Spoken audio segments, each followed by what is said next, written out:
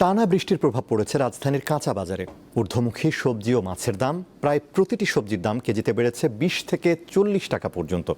তবে আগের দামে বিক্রি হচ্ছে চাল, ডাল, ভোজ্য তেল ও মশলা। এটি রাজধানীর কারওয়ান বাজারের চিত্র।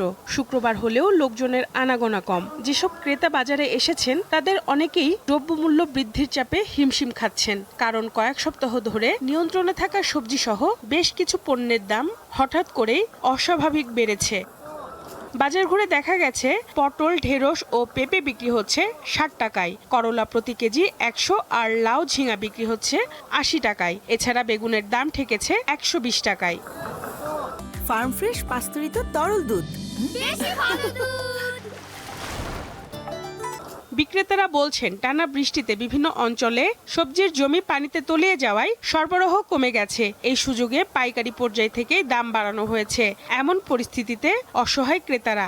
ভেন্ডি 60 টাকা কিনা 80 টাকা বেশি, ঝিঙ্গা 65 কিনা 80 টাকা বেশি, ধনিয়া পাতা 300 টাকা কেজি 400 টাকা বেশি, আর শসা 140 টাকা কিনা বেচতেছি আপনার 160 টাকা, আর উস্তা কিনা হয়েছে 80 টাকা বেশি 100 টাকা। আমি বাস করি বসুন্ধরাতে, বাজার করতে আসি এখানে, তার কারণে হলো কিছুটা কমে পাই। 120 টাকা থেকে 200 টাকা হয়ে গেছে, তাহলে একদিনের ডিফারেন্সে 80 টাকা বেড়ে যায় একটা প্রোডাক্টে, কিভাবে?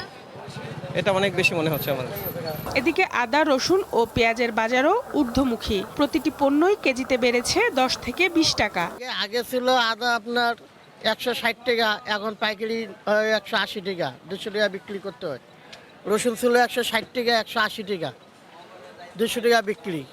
পেঁয়াজ ছিল 40 টাকা কেজি, এখন হয়েছে 50 টাকা। এদিকে বর্ষার প্রভাব পড়েছে মাছের বাজারেও। বিভিন্ন প্রজাতির মাছের দাম কেজিতে বেড়েছে 100 থেকে 150 টাকা।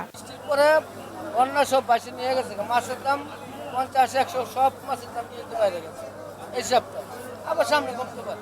মাছ কিনতে যেয়ে দেখলাম যে মাছের দাম অনেক।